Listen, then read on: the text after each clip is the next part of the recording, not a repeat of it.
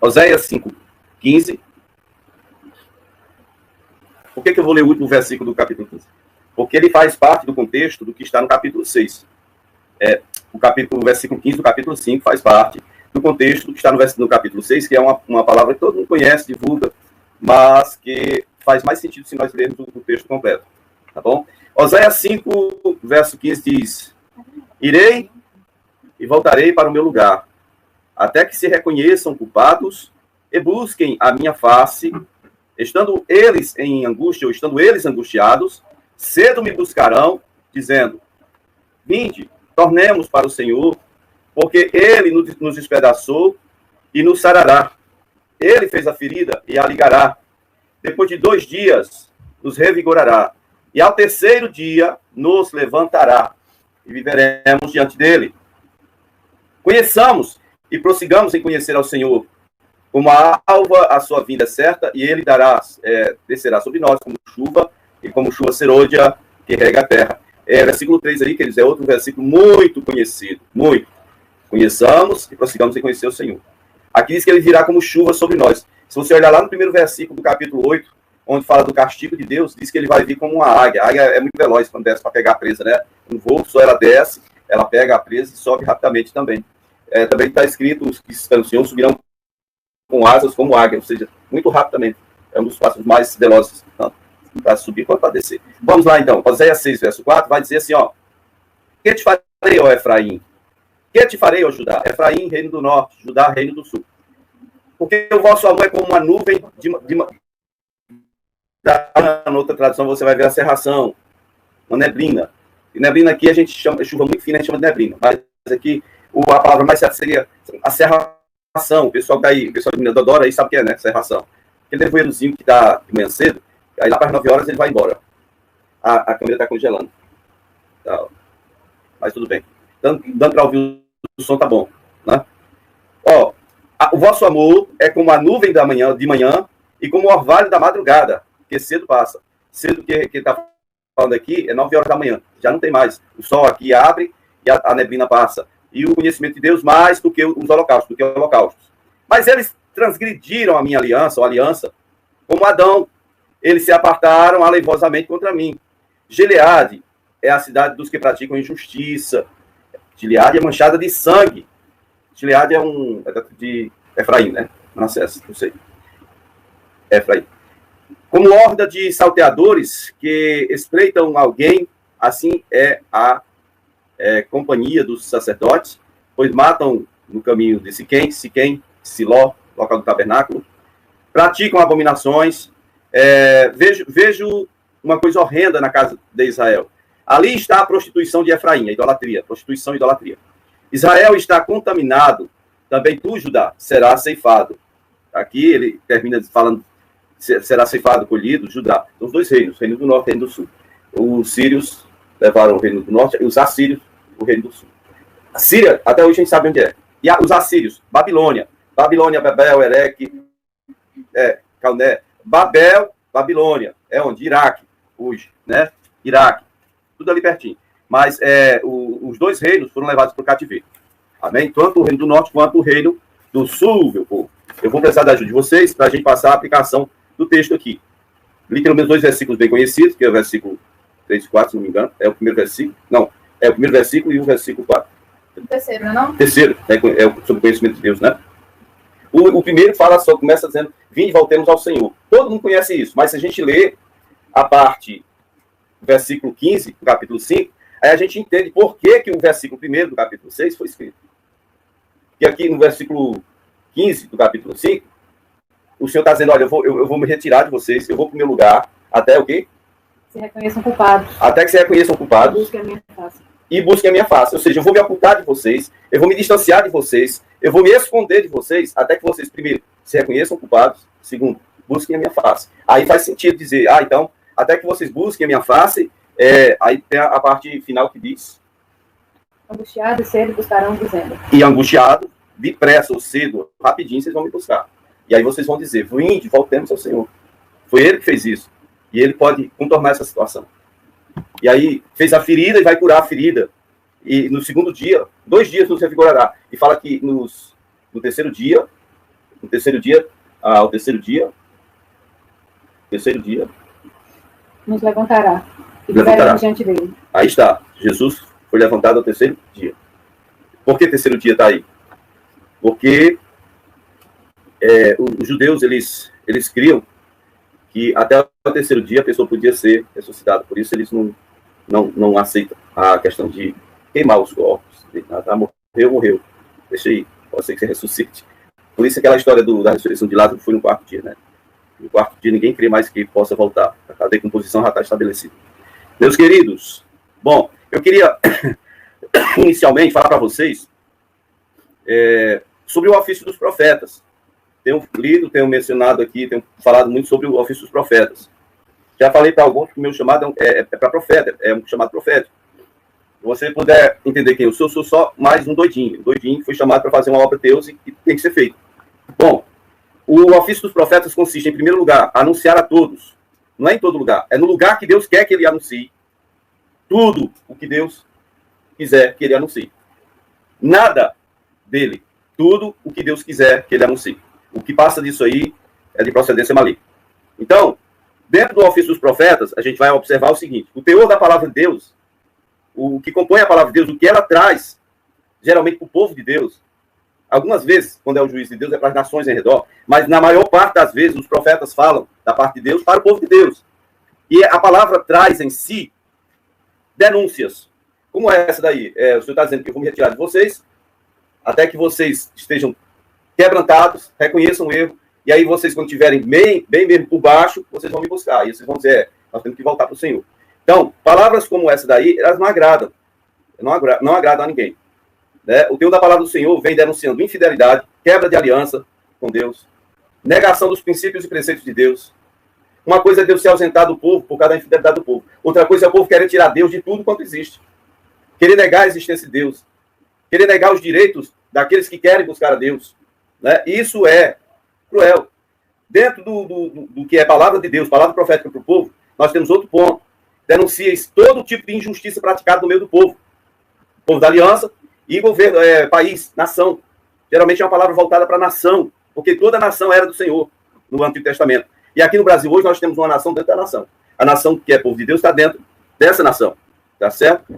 Que, diga-se de passagem, a justiça mora longe. A justiça mora longe. Muito longe daqui. Atualmente está muito distante de nós.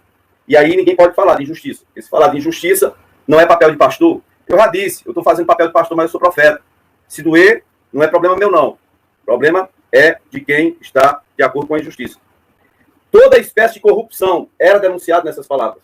Toda espécie de corrupção era denunciado na palavra profética. Eu estou fazendo uma defesa do meu ministério? Não, só estou ensinando para vocês o que biblicamente é o ministério profético, para que vocês entendam. E quando forem julgar a mim, me julguem nesse quesito de profeta. E é para isso que eu fui chamado. Toda espécie de corrupção foi denunciada pelos profetas. Toda espécie de opressão foi denunciada por eles. Algumas vezes foi declarada que a opressão viria por causa da infidelidade do povo, tá certo? A opressão que reinava naquele país onde ele está, onde ele estivesse. Toda espécie de desonestidade, de coisa errada, de coisa que fere os princípios bíblicos, que fere os princípios do Senhor, foram denunciados pelos profetas. Foram denunciados pelos profetas. Né? Toda espécie de idolatria, compreenda-se idolatria como prostituição, fidelidade, que era isso que eles praticavam nos cultos idólatras, cultos a demônios. Sexo, bebida e muitas coisas cruéis que se fazia. Então, eles também falavam, a palavra dos profetas, ou a palavra de Deus pelos profetas, anunciava o quê? A necessidade de arrependimento, a necessidade de retorno ao Senhor. Eles anunciavam vamos dizer assim, o retorno do povo à prática das primeiras obras. Tá certo? E dizendo que o povo teria que renunciar às coisas que são, como diz Paulo, nem mencione o que se pratica no meio deles. Nem se mencione. Mas em nosso meio, o que acontece é que a igreja, o homem acaba sendo produto do meio, e a igreja, que é a nação santa, que está no meio dessa nação, acaba na prática das mesmas obras ilícitas, repugnantes, reprovadas por Deus, e é por isso que Deus não permanece com a presença dele no meio da igreja. Então a palavra profética é isso. Agora vamos a um outro ponto, terceiro ponto. Quais são as reações à palavra de Deus, à palavra profética? Quais são as reações? Primeiro, as reações são diversas, né? Do povo de Deus mesmo, o povo de Deus agem com hostilidade à palavra de Deus. Por quê? Porque são amantes de si mesmo. amantes dos seus próprios desejos. Porque não reconhecem que é Deus que está falando.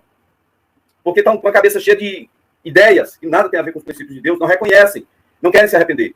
Dentro dessas reações diversas do povo para com a palavra de Deus, tem um subtópico aqui.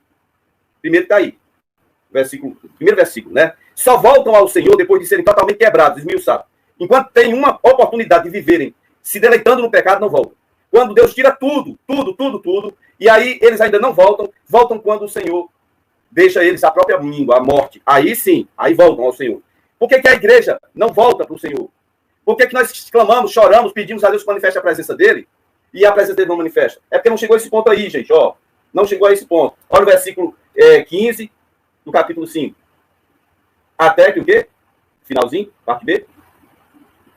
Mal. Até que se reconheçam culpados e busquem minha face. Até que se reconheçam culpados e busquem a minha face, e estando em angústia. A igreja está angustiada, não. Ela está na paz, não, eu estou na paz do Senhor. Isso não é paz do Senhor, não.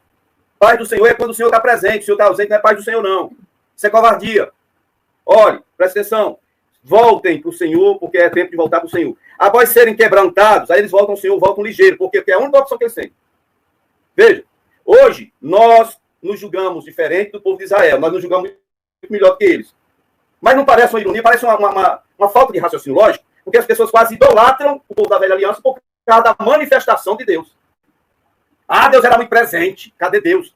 Pois é. E nos julgamos melhor do que eles. Nós somos feitos da mesma natureza. E as reações de Deus são as mesmas. Deus não mudou, nem vai mudar. Não existe sombra, nem variação na pessoa de Deus. Ele é o mesmo ontem, hoje e sempre o será. Nós nos julgamos muito bem. Nessa fita aí parece que a gente quer sair bem. A gente se julga muito bem. Quando é para julgar os outros, não. Peraí. O outro é o porco, o outro é o ruim, o outro é o fulano, o outro é o merdinha. E aí quando a gente não se julga conforme a palavra de Deus, ou conforme a luz da palavra, é muito fácil. A ceia está aí no texto da ceia. Paulo escreve, olha, se nós nos julgássemos a nós mesmos, não sofreríamos disciplina. E aí, quando nós queremos ficar julgando os outros, o que acontece? O Senhor nos disciplina para não morrermos, não sermos condenados junto com o mundo. Então, veja bem, queridos. Vejam bem. Dentro dessa questão de reação à palavra de Deus, nós, povo de Deus, tiramos a palavra da história e queremos julgar segundo os nossos sentimentos, pensamentos, preceitos nossos. Aquilo que nós achamos que é o correto aos olhos do Senhor. Tá certo? Deixando a palavra do Senhor fora, deixando o Senhor fora, todo julgamento será errado. Por isso, quem fizer isso será julgado por Deus. E o pior, deixamos o Senhor fora, fazemos nossos julgamentos, quando dá totalmente errado, queremos atribuir a Deus a responsabilidade. Ou, não, foi a vontade de Deus. Que vontade de Deus, irmão? Que vontade de Deus, irmão? Eu decido, eu escolho, eu quero fazer. Deu errado, deu ruim, deu ruim. Ah, porque Deus quis? Bom, olha aí. Ainda dentro desse subtópico, das reações, as reações à palavra de Deus. O povo reage com total indiferença, descrença e, às vezes, hostilidade. Hostilidade. Isaías 53:1, o profeta começa dizendo assim, olha, ele vai dar a maior revelação que alguém já teve. Isaías vai revelar, ele vai ter uma visão do sofrimento de Jesus, muito, sabe, mais de 500 anos antes de Jesus. Aí ele vai falar sobre como foi o dia que Jesus estava sendo espancado, estava sofrendo, estava se entregando por nós. Mas ele começa o texto dele dizendo, quem creu em nossa pregação? Quem? Só creem quando veio. Parece o Tomé, São Tomé. O São Tomé, ele só crê no que vê. Aí, quando o negócio está irreversível, a situação está irreversível, irremediável, quando a última opção é Deus, aí, agora é o jeito de crer no Senhor. Porque já tem todas as opções que eu tinha, eu já fiz. Todas as balas que eu tinha, eu já gastei. Só tem essa aqui agora. Né? Então, veja bem. A opção para a nossa carne é essa. O conceito só vem depois de sentir muita dor. E a vida só vem depois da morte. A nossa carne não comunga com nada que tenha a ver com o Senhor. Você quer entender o que é hostilidade contra um profeta? Deus. Um dia Deus falou para Isaías, vai lá no Ezequias, diga que ele organiza a casa dele, que ele vai morrer. Não vai viver. Isaías vai lá. Ei, ajeita aí sua casa, você vai morrer, viu? Tá doente? Tá. Você não vai viver não, você vai morrer. Organiza aí. Saiu, foi embora. Ezequiel vira para a parede, começa a lamentar, pedir a Deus. Ó, Deus, tá. O Senhor vai e fala com Ezequias, né? Ezequias, que ia dar 15 anos. O Senhor fala com Isaías, volta lá e diga que eu estou dando 15 anos para ele. Lindo isso, né? Lindo. E terrível. O cara saber o tempo, não o dia, mas o ano em que ele vai morrer, isso é terrível. Mas isso não é o mais terrível, não. O mais terrível é que nesses 15 anos, Ezequias teve um filho chamado Manassés. Foi o pior filho de Satanás, filho do cão, o pior dentre todos os reis daquela terra. Manassés, ele depois foi quem matou Isaías. O rei Manassés cerrou Isaías no meio. Cerrou ele no meio. Segundo a tradição. Segundo a história. Esse Manassés aí reagiu assim. Isso é hostilidade contra um profeta de Deus. Tá bom? Vamos olhar a respeito de descrença, hostilidade. Quando a hostilidade vem através de um governante, eu lembro de quem? Do profeta Jeremias. O chorão, o profeta chorão. Ele falava, olha, os assírios vêm aí. Olha, o rei da Babilônia vem aí. Ele está vindo. O rei local, o governo, o rei local, entregou Jeremias na mão dos governadores, né, das províncias. Faça com ele o que quiser. Prenderam Jeremias dentro de uma cisterna, para ele morrer lá. Porque Jeremias tinha falado o que Deus tinha mandado ele falar. Prenderam Jeremias numa cisterna. O dever desses corruptos, governantes corruptos, era simplesmente obter de Deus sabedoria para guiar o povo. E não usar o poder que eles têm para resistir à palavra de Deus. Mas, quando fala de resistência, eu vejo resistência dentro da igreja de Deus. E agora eu não estou falando da igreja de Deus no país, porque eu seria muito idiota falar uma coisa dessa, que eu não conheço todas as igrejas do país. Estou falando da igreja nossa aqui. Resistência a Deus e a palavra de Deus, guiada, entregue por um profeta de Deus. Por quê? Porque não satisfaz o meu coração. Aí como é que acontece? Pastor, não se mete em política não, rapaz. Eu estou me metendo em política onde? Eu sou filiado a algum partido? Nunca fui, nunca serei candidato a nada. O que eu estou fazendo aqui é denunciar a injustiça, corrupção e a safadeza. Olhe, preste bem atenção. Dever de um governante é ter sabedoria do alto para guiar o seu povo. Saul teve um momento em que foi ungido por Deus para guiar o povo. Logo depois Saul foi rejeitado e vinha um demônio da parte de Deus para azucrinar o Saul. Ele vivia endemoniado. Saul vivia endemoniado. Preste bem atenção o que acontece com esses governantes que recebem de Deus poder para guiar o povo, mas excluem Deus e querem matar, prender, fazer o diabo com aqueles que denunciam a corrupção e as injustiças cometidas. Preste bem atenção. Olha, o profeta Jeremias, ele não morreu antes de ver cumpridas as profecias que ele proferiu. Profeta Jeremias, capítulo 38, versículo 4. Veja bem, por favor, alguém aí, um de vocês. Jeremias 38, 4. Só para vocês entenderem o que eles fizeram com Jeremias. Jeremias, queridos, ele era profeta e era sacerdote. Jeremias, como Ezequiel, era profeta, mas era sacerdote. Ele viu o cumprimento das profecias. Jeremias estava vivo quando Nabucodonosor veio e levou tudo. Disseram os príncipes ao rei: morra este homem, visto que ele, dizendo assim essas palavras, afrouxa as mãos dos homens de guerra que restam nessa cidade e as mãos de todo o povo.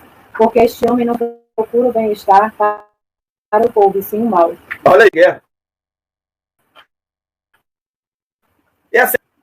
E querem prevalecer. Acima de tudo. Querem prevalecer. Jeremias, o chorão, foi rejeitado, foi perseguido, foi preso, foi deixado numa cisterna para morrer. Por quê? Porque anunciou o que Deus queria que ele anunciasse. Essa semana, no Comente Bíblia, você viu aí, quem me acompanha no Comente Bíblia, viu que na época de Saul, o que ele fez? Perseguido de Doeg, que era um... Não sei por quê. Eu acho... né? E quando estava fugindo, no tempo, pediu a espada, era a espada de Golias, que ele mesmo tinha matado Golias, tinha levado a espada de Golias para lá. E aí, queridos, e aí Davi pediu que o sacerdote consultasse a Deus, pediu uma direção de Deus. E o sacerdote usava Urim e Tumim. Consultou a Deus por Davi. Bom, esse Doeg foi disse tudo para Saul. Saul mandou chamar o sumo sacerdote e toda a família dele e matou, executou 85 sacerdotes, simplesmente porque ajudaram Davi. Depois Saul disse, não estou satisfeito não. Espera aí, vá na cidade deles, destrua toda a cidade, mate os animais, jumento, cachorro, mate o homem, a mulher, a criança, o recém-nascido, que ainda está mamando ainda, mate todos, não escape nenhum. Parece brincadeira, mas essa tinha sido a ordem de Deus para Saul, para ele fazer com os amalequitas, e ele não fez. E ele não fez porque quis agradar aos soldados. Esse foi o segundo motivo pelo qual Saul foi rejeitado. Mas agora não, para perseguir os ungidos de Deus, as pessoas de Deus, ele vem e faz essa obra demoníaca, diabólica. E você acha que aqui no Brasil estão fazendo diferente? Não me faça rir. Meus queridos, que perigo o cara cego, endemoniado, com poder. Já se diz por aí que é melhor poder do que dinheiro. Porque dinheiro você conquista, seja da forma que você quiser. Com corrupção, ou seja, você conquista dinheiro. Você perde dinheiro, mas poder, quem tem poder tem tudo. Né? Quem tem poder da morte e da vida. Mate. Esse daí, mate esse profeta, mate ele. Serre esse outro aí pelo meio, serre. Tá falando muito. Mata, prende. Ezequiel era profeta e era sacerdote também. Ezequiel viveu onde? No cativeiro babilônico. Ezequiel viveu no cativeiro assírio. Tá certo? Ele começa a história dele com medo. Ezequiel começa com medo. Medo de profetizar. Por quê? Porque ele sabe que ninguém vai aceitar, ninguém vai crer. Ele vai enfrentar a hostilidade do povo, vai enfrentar a hostilidade dos governantes. Ele sabe qual é o fim de um profeta que tem que falar da parte de Deus. Ezequiel, o profeta do cativeiro. Ele começou a história dele com medo de passar, de entregar a palavra. Com medo da rejeição, da perseguição. E se você olhar o capítulo 2, se eu não estiver enganado, capítulo 2, só são 10 versículos, é Deus convencendo Ezequiel a falar. E Deus diz, olha, vai e fale, ainda que eles sejam como espinheiros. Eles são casa rebelde, mas eles vão saber que teve um profeta no meio de vocês. Vai, denuncie, fale a infidelidade deles. Fale por que eles estão no cativeiro. Fale como é que eles têm que sair daí. Bom, o profeta Ezequiel teve que falar. Profetas verdadeiros sempre falam. Nunca se calam. São sempre perseguidos. Por causa da palavra de Deus que eles anunciam. Essa palavra não agrada ao mundo. Essa palavra de Deus não agrada aos que amam ao mundo. Não agrada aos que amam ao mundo. Por quê? Porque denuncia todas as obras das trevas, todas as obras desse mundo. Deus sempre denuncia. Deus sempre exige uma posição, uma correção, um retorno. E aí, como é que uma palavra de Deus pode agradar? Principalmente aos que têm o poder de governar. Acham que porque tem o poder de governar, tem o poder da vida e da morte. São donos, né, de todo o gado.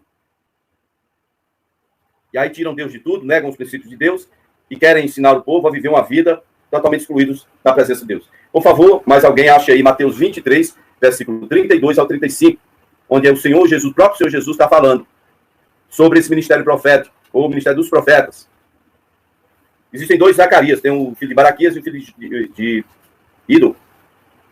Mas, veja aí, Mateus 23, verso 32 ao 35. Enchei vós, pois, a medida de vossos pais, serpentes, raças de víboras, como escaparias da condenação do inferno? Por isso, eis que eu vos envio profetas, sábios e escribas. A uns matareis e crucificareis, a outros açoitareis nas vossas sinagogas, perseguireis de cidade em cidade, para que sobre vós recaia todo o sangue justo derramado sobre a terra, desde o sangue do justo Abel, até o sangue de Zacarias, filho de Baraquias, a quem matastes entre o santuário e o altar. Entre o santuário e o altar. As pessoas que não conhecem a história, eu vi no site aí, não, esse aqui é o Zacarias, porque no templo, entre o santuário e o altar. O santuário era aquele arcabouço onde ficava o santo e o santíssimo lugar. Onde ficava, no santo lugar, as lâmpadas do castiçal, a mesa dos pães da propiciação, no santo. No santíssimo lugar estava somente a Arca da Aliança. E fora desse arcabouço, um pouco fora, você ia encontrar o altar do sacrifício, e bem próximo à entrada do arcabouço lá, bem próximo, tinha a bacia, era na verdade um tanque, né? Onde os sacerdotes se purificavam antes de entrar no santo lugar. Ele foi morto onde? Entre o santuário e o altar. E aí eles dizem, um aqui foi morto dentro do templo, outro no santuário e o altar. O altar era fora, entre o santuário e o altar, nas proximidades da bacia, onde fica a bacia de propiciação, da purificação. Ele foi morto ali. Por que sacerdotes e profetas não agradam? São as pessoas que estão ali para ensinar a palavra de Deus, anunciar a palavra de Deus. Por que não agradam? É porque o povo ainda está vivendo em sua própria carne. Hoje, agora mesmo, procure aí para saber se você não está com comichão nos ouvidos, porque o apóstolo Paulo disse, nos últimos dias isso ia acontecer. Pessoas não suportam a verdade, ficam com comichão nos ouvidos e ficam inventando história. Pastor, está mexendo com política. Eu não estou mexendo com política. Eu estou mexendo com injustiça, corrupção, com safadeza que tem sido feito em todo canto. Quando a gente denuncia alguma coisa, você está mexendo com político. Não, estou fazendo o meu papel. Está se doendo por quê? Gosta mais da mentira do que da verdade? Ama mais as obras das trevas do que a verdade? Será que seu lugar é onde? Queridos, entendam. A palavra de Deus é uma só e não muda.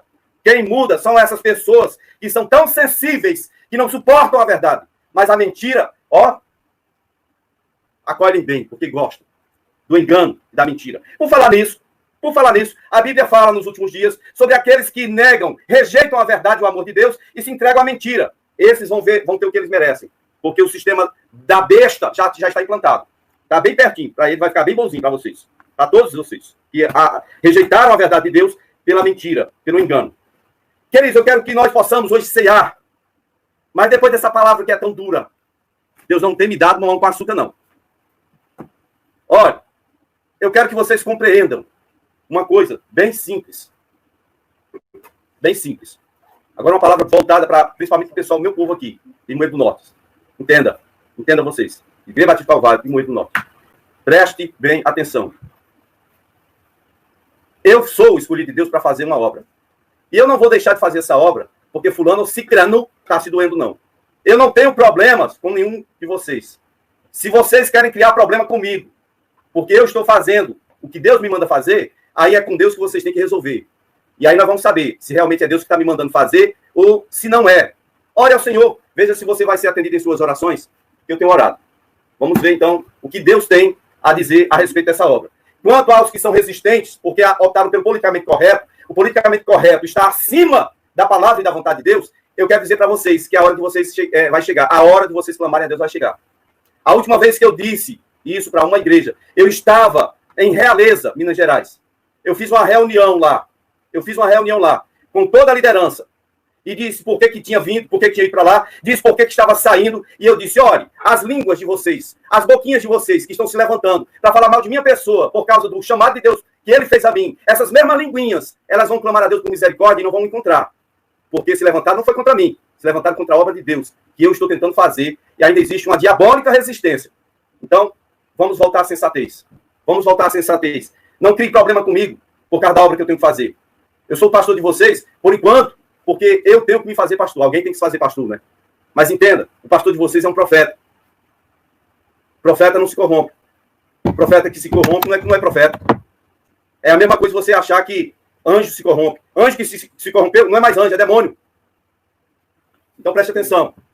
Vamos manter a paz. Vamos olhar na palavra. Se tem alguma dúvida com relação à minha pessoa, ao meu caráter, me pergunta. Se tem alguma dúvida com relação à minha vida, ou alguma coisa da palavra, me pergunta. Amém? Porque senão o que acontece é que você vai fazer uma oposição a mim.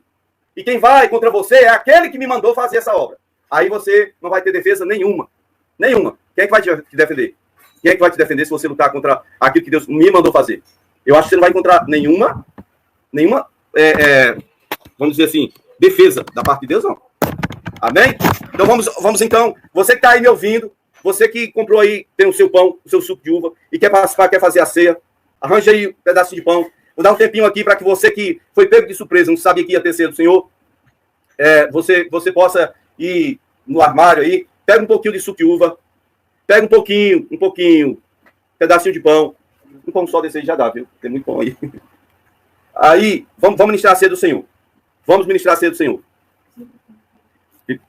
Coríntios, capítulo 11, a partir do versículo 23, se eu não estiver enganado, tá? Eita, peraí. Já pegou o seu suco? Já pegou o seu pão? Primeira carta de Paulo aos Coríntios, capítulo 11, verso 23. Antes de introduzir a palavra, quero dizer o que penso aqui. Se for censurado, serei. Nós estamos vivendo em um momento em que não podemos mais reunir para ceia, para coisa nenhuma. Mas aqueles que vão para o bar para tomar bebidas, cerveja, bebida, eles podem ter a comunhão deles. Aqueles que vão ao centro de Umbanda podem fazer os sacrifícios deles. Que estranho, vocês não acham? Tem gente aí nas mídias falando que isso é um ataque contra a liberdade religiosa. Não é um ataque contra a liberdade religiosa. É um ataque contra a igreja. Porque outras religiões podem. Nós é que não podemos, porque nós somos igreja. Prestem bem atenção no que está acontecendo. Enquanto existe profeta, o profeta era no Velho Testamento era chamado de vidente. Ele tem uma visão bem além do que as pessoas veem. Prestem atenção no que está acontecendo. Para que você não fique só orando. Mas você procure a verdade dos fatos e anuncie essa verdade. Doe em quem doer. Aqui, né? Em quem doer. Primeira carta de Paulo aos Coríntios, capítulo 11. Verso 23. Entreguei. E o Senhor Jesus, na noite em que foi traído, tomou o pão, e, tendo dado graças, partiu o pão e disse: esse é o meu corpo, que é dado por vós. Fazei isto em memória de mim. Por semelhante modo, depois de haver ceado, tomou também o cálice, dizendo: este cálice é a nova aliança do meu sangue. Fazei isto todas as vezes que eu bebesse em memória de mim. Porque todas as vezes que eu comesse este pão, ou bebesse o cálice, anunciais a morte do Senhor, até que venha. O Senhor morreu pelos nossos pecados, não foi? Foi. Alguém pode me dizer como é que foi? Como é que conseguiram uma acusação contra ele? Como é que conseguiram legalmente, teve alguma forma legal? Porque tem que ter os termos legais para tirar a vida de alguém. Tem que ter um protocolo, um processo. Alguém pode comentar comigo como foi? Como foi, Azar? Como foi, mano? Como foi, Zé? Mataram você? Oi? Falsas testemunhas. Por que eles fizeram isso, falsos testemunhos? Foram pagos, receberam algumas coisas para mentir. Por quê? Porque tinha gente interessada. Quem é que estava interessado em matar Jesus? Quem estava interessado, você sabe? Os religiosos. Os religiosos. Os religiosos se juntaram com quem? Com o poder atual, os governantes. Pilatos quis sair fora. Pilatos, romano, teve mais temor de Deus do que aqueles sacerdotes. Foi advertido pela mulher: não se meta com esse justo. Não faça isso. Eu sofri muito ontem. Eu tive um sonho, eu estava sofrendo muito por causa dele. Tentou, de todas as formas, livrar Jesus. Que ele era o poder que tinha lá. Ainda disse: leve ele, julgue vocês mesmos. Não, nós não podemos matar alguém. Aí Pilatos: o quê? Vocês querem matar? Não, peraí. Essa é a obra de Deus sendo feita no mundo. Quem mais amou e quem mais fez tudo foi o que mais foi rejeitado. Ele era como alguém que eu não conseguia nem olhar para ele. Na visão que Isaías teve, Jesus estava todo machucado, espancado, torturado. Zombaria, cuspiam na cara dele, batiam. Faziam todo tipo de atrocidade com o nosso Senhor. Por quê? Porque ele veio fazer, não entende, nem aceita. E essa noite eu quero perguntar a você, qual é a comunhão que você tem? Eu acho que o Instagram já foi há muito tempo. Qual é a comunhão que você tem? A Bíblia diz que a nossa comunhão é com o Pai e com o seu Filho Jesus. Mas tem muitos que estão, a maior parte das pessoas estão comungando com o mundo. E não aceita, não entende e é hostil contra todos os que se levantam da parte de Deus para denunciar corrupções, desonestidades, mentiras. Tá? Diz que todas as vezes que nós comemos do pão, bebemos do cálice, estamos anunciando a morte dele, até que ele venha. Diz que nós precisamos nos examinar. Quando nós temos a mania de examinar a vida do outro, nós temos a mania de entrar em competências que não são nossas, competências do outro. Nós queremos ensinar o caminho para o outro quando nós não sabemos o caminho. Nós queremos referir em tudo quanto é coisa do outro. Mas nosso pecado, devassidão. Não, eu não sou tão devasso. Não sou tão pecador. Eu só faço coisinhas que todo mundo faz. Examine-se, pois, o homem a si mesmo. E assim coma do pão e beba do cálice. Por que diz examine-se? O julgamento quem faz é o Senhor. Eu dizia que a gente sempre tem que se julgar. É claro, examinar, quando você termina de fazer o exame, você... Mas o julgamento final quem faz é o Senhor. Você tem paz para tomar ceia? O Espírito Santo de Deus, ele nunca vai te abandonar se você estiver querendo fazer o bem. Se você tem voltado para o Senhor. Se você já chegou no seu limite e você já entendeu que o Senhor é a sua única esperança, hoje é uma noite de concerto para você e para mim, para quem está me ouvindo. Diz aí no versículo 29, por que nós temos que nos examinar? Porque quem faz isso sem discernir o corpo, come e bebe juízo para si. A última vez eu já falei o que é discernir o corpo. Tá? Quem está vivo no corpo não se rebela contra a vontade de Deus. Quem está vivo, está atuando no corpo, sabe? Não tem esse negócio de a mão dizer, não, eu não aceito mais o comando do cérebro, eu vou ser independente. Não existe isso de resistência. A minha mão vai resistir ao comando que o cérebro dá.